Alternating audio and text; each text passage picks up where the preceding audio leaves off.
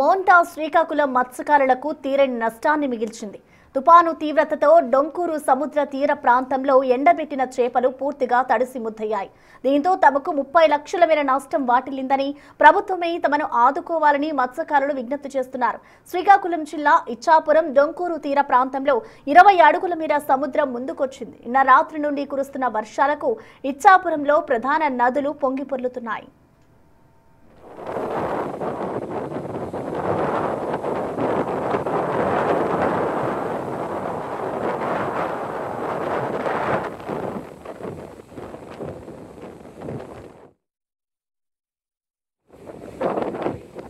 నమ్ముకొని మేము బతుకుతున్నామండి.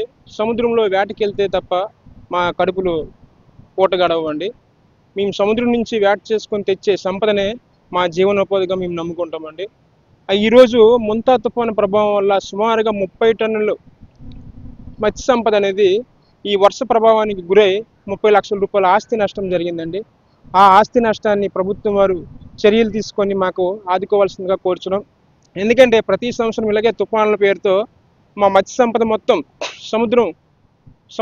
సముద్రంలో కూలిపోవడం వల్ల, అలాగే ఈ వర్షాల ప్రభావం వల్ల నష్టపోవడం జరుగుతుందండి. దీన్ని ప్రభుత్వం మా మత్స్యకారులపైన ప్రత్యేక శ్రద్ధ చూపించి మాకు ఆదుకోవాల్సిందిగా కోరుచున్నాం. అలాగే ఈరోజు మత్స్యకారు బోట్లు కూడా సుమారుగా 108 బోట్లు ఉన్నాయండి. ఇక్కడ మెకనైజ్డ్ బోట్లు.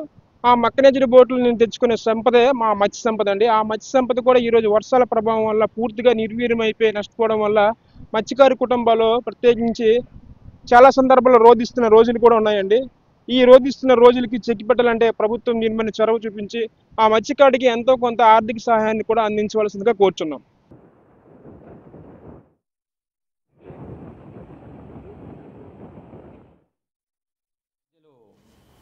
కాకినాడ తీరానికి సమీపంలో తీరాన్ని తాకవచ్చు.